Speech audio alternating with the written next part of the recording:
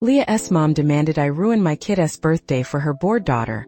When I didn't, she went full scorched earth with the PTA moms. I still don't know if I'm the villain. Hit the follow button now and do not miss a single update. All the gossip in an instant. Every weekend since my daughter was a toddler, we've taken the train into NYC. Just the two of us at first, then sometimes with her friends. There were always a few ground rules.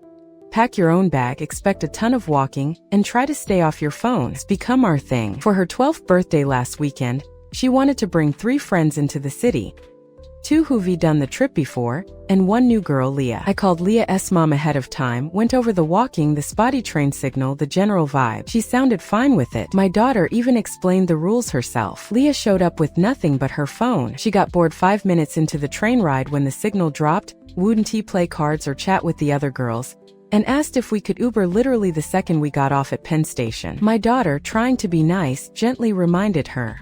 We walk in the city. We tried to include her, offered snacks, water, even suggested the subway, but she refused to take it once she learned it wasn't a car. Every step she complained. At dinner, she pushed her plate away and mumbled that she wanted to go home. I pulled her aside, quietly asked if she was sick or upset. No, just bored. I told her the plan. We'd be there a few more hours, then head back after the show. But if she wanted to leave early, she could call her mom. She did, and her mom called me, insisting I bring Leah home immediately. The problem? That would mean I would miss the show too.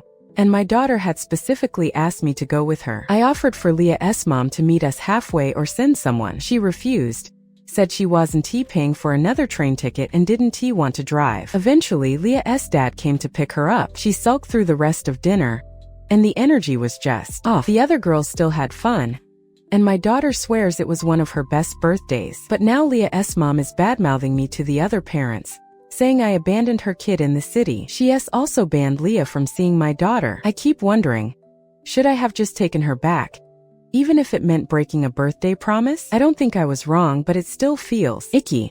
My sister-in-law leaked my pregnancy on IG.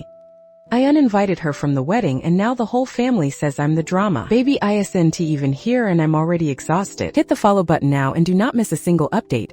All the gossip in an instant. I'm 10 weeks pregnant, early enough that we're still cautious. My fiancé and I told our immediate families with one clear rule: don't tell anyone else until after the first trimester. Everyone nodded, agreed, hugged us. I really thought we were on the same page. Then last night I got tagged in an Instagram story. It was my fiancé's sister doing a get ready with me video for a family dinner we'd had the week before. Totally harmless, until halfway through, she giggles and says something like, "Can't believe I'm gonna be an auntie soon." She winked, tagged me, tagged my fiancé. That was it. By the time I opened the app, I already had dozens of texts, distant friends, old coworkers, people I hadn't spoken to in years congratulating me. My heart dropped. We hadn't even told our closest friends yet. I called her immediately, shaking livid. She laughed at first, said she forgot it was a secret, and that she was just teasing. No one really noticed. I screamed that she was uninvited from the wedding. She started crying. Then the flood came, my future MFO cousins,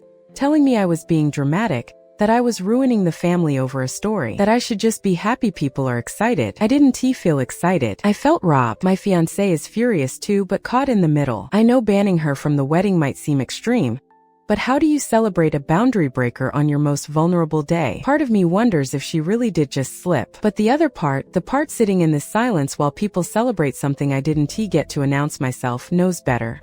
My ex is demanding I sell my house to a landlord for fast cash. Now he's rage texting and dragging my parents into it. It's giving unhinged ex meets housing crisis drama. Hit the follow button now and do not miss a single update. All the gossip in an instant. 8 years ago, in my early 20s, I bought a rundown house with my then boyfriend. We were young, broke, and clinging to the dream of owning something. He chipped in part of the deposit, $5K. And when we broke up a year later, I bought him out. We agreed that whenever I sold, I'd give him that deposit back. Somehow we stayed friends. Sort of. He's one of those people who can flip on you fast, but most of the time he's chill. I figured when the time came, I'd do right by him. Now the house is finally nearly done. I poured years into this place. Weekends spent sanding floors, repainting walls, fixing what I couldn't afford to replace. It's not just drywall and nails anymore. It's a home, and I want it to stay one. So when I listed it, I told my realtor, No landlords. I want this to go to a family who needs a real shot like we once did. When I mentioned that to my ex, he lost it. He demanded I take the highest offer, an investor of course because he wants his 5K now. I reminded him how many homes we lost out on to landlords back then. How this house sat empty because it needed too much work. How we used to swear we'd never be part of the problem. He didn't care. Said I was punishing him for my politics. Now he's blowing up my phone and even told my parents, who gently suggested I just sell and be done with it. But here's the thing.